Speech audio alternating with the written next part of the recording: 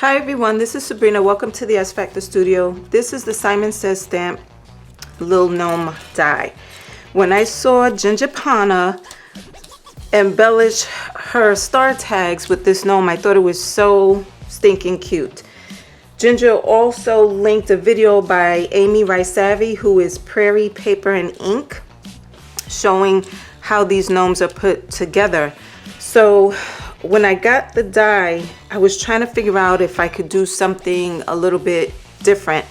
And then I started thinking, I wonder if I could make the hat a shaker.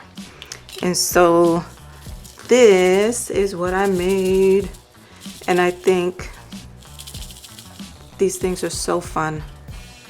So I'm making several of these so that I can either put them onto tags or on bag toppers, or just to put them on packaging in some way. And can you see these are my Happy Mail gnomes. And there's the little envelopes inside of his hat. So I'm gonna try to walk you through very quickly and easily the process for making these. So this outline die, I cut 2 pieces of white cardstock, the heavier the better, 1 piece, and you probably can't see it, but 1 piece of acetate, and 1 piece of 3mm foam, and that's what I use the outline die for. Then this piece, which has this die, which has the separate pieces, the hat, the nose, the beard, and the clothing, I took this piece of foam and I lined it up, and I cut through the original piece of foam, and this is what you get. So it comes out like this, and you can see the outline. This outline is extremely thin. I think it's probably approximately 1/16 of an inch. It's very thin. However, because it's 3mm foam, it still has height. So I used this die for that. Then I used the die on the different pieces of pattern cardstock that I was going to use for the beard, the nose, and his clothing. And the cardstock that I used for that is the Mente Love Letters, and I used Paper Studios Terrace Blooms. So after I cut out all of my pieces, this is what I have. The 2 pieces of cardstock, the acetate, and then the foam. So with the foam, I'm going to remove the nose, the beard, and the shirt, while trying to keep the hat in place. Now, I could have just adhered the entire thing down onto the cardstock, but for me, I found that I had trouble keeping everything lined up. I don't know why I just did. I found it easier to just work with the hat portion, and also I liked the way it looks without that 1/16 of an inch of the foam there. I like the way it looks without it. So I took those pieces out, and then I'm gonna cut just barely below the hat. And so I'll get rid of that piece. And then this here, it's just easier to adhere it to this back piece with the hat still in it. So I used Glossy Accents adhesive, and you can see how thin this outline piece is, and went around the edge adding adhesive. As I did that, there was some adhesive that would get onto the hat, and so as I take this and I adhere it down onto the backing, I have to make sure to remove the inner portion of this hat as quickly as possible so that it doesn't stick to the paper. I did find after making several of them that removing the hat from the tip, obviously there's no adhesive on this, but removing the hat from the tip down worked a lot better than trying to remove the inner portion of the hat from the bottom up. So this is what I ended up with. And again, you see how super thin that is, but because it's 3mm foam, the height creates the barrier for the shaker. So from this point, I went ahead and I'm gonna adhere these foam pieces of the nose and the shirt. And I did use glossy accents. It dries fairly quickly and it just holds better than other adhesive, like the paper to paper adhesive. I just feel more secure with the glossy accents using that to adhere the foam down. And so I'm just following the outline of the backer. I'm making sure that the edges of this hat are meeting the tip of the beard. And then adhere this piece.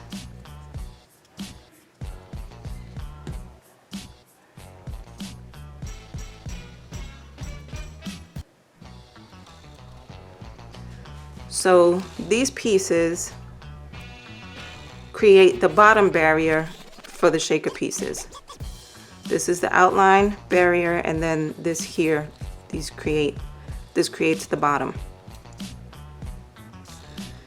Okay, so once that is dry, I add my shaker bits, and you can use anything. I like trying to find different types of bits and pieces.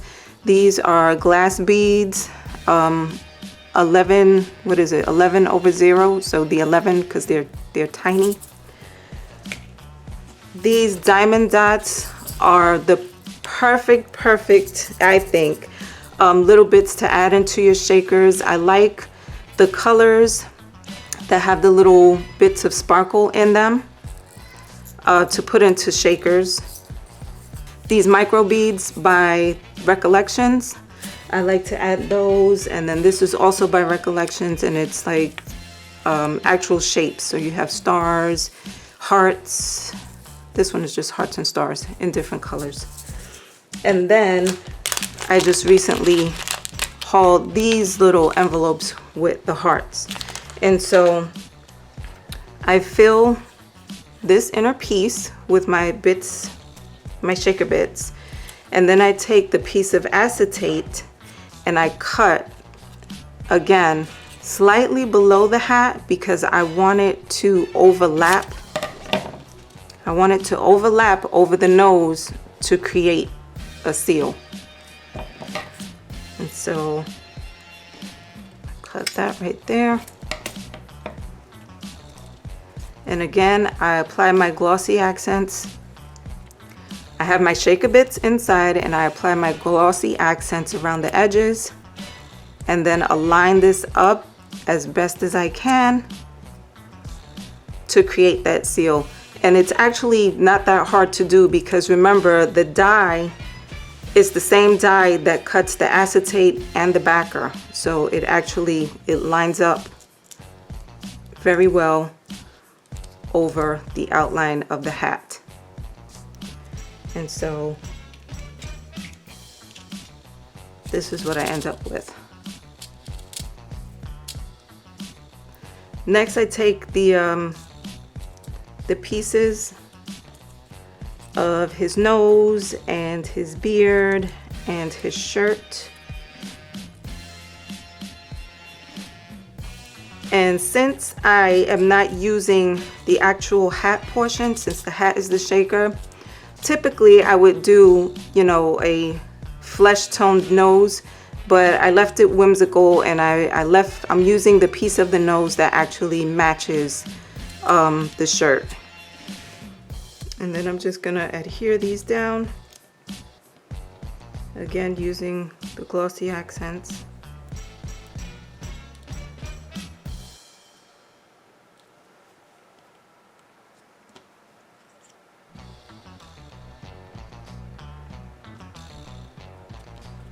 And this is covering over that slight bit of acetate that was over the nose and the beard, so it covers it up.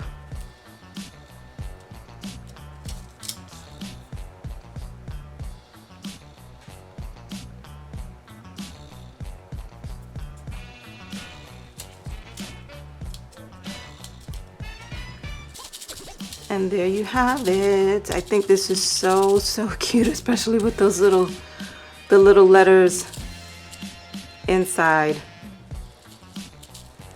Okay, and then let me not forget. So this second piece, I adhere to the back because for me, I generally get some sort of glue or adhesive or something on the back, and so I use this to cover up any little mistake or glue that might be. And this one wasn't, I don't really see anything too bad, but it also gives another layer of reinforcement, which I like.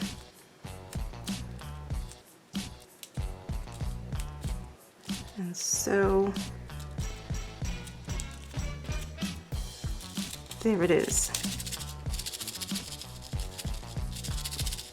And I think this guy is so fun. It's gonna be so fun to put in Happy Mail. So here I use the little pom-poms on the tip of his hat, and I like the pom-poms, but for me it made me feel like Christmas. So on this one here I use the little bling, and I get these from Hobby Lobby. So I put the bling on the tip of the hat instead. And then with these two, I cut the nose again and used the nose as hands, and then just gave him an extra little embellishment to hold.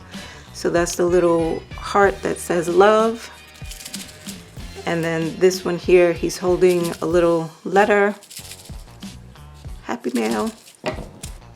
I'm finding that I'm enjoying making these little type of embellishments. I don't always have time for a whole project, and a lot of times the little embellishment themselves end up becoming my project. And so I think this is awesome for Happy Mail. If you are interested in what else I picked up in the haul that I got these dies from, you can see that in this video here. Thank you for watching. God bless. Have a great day.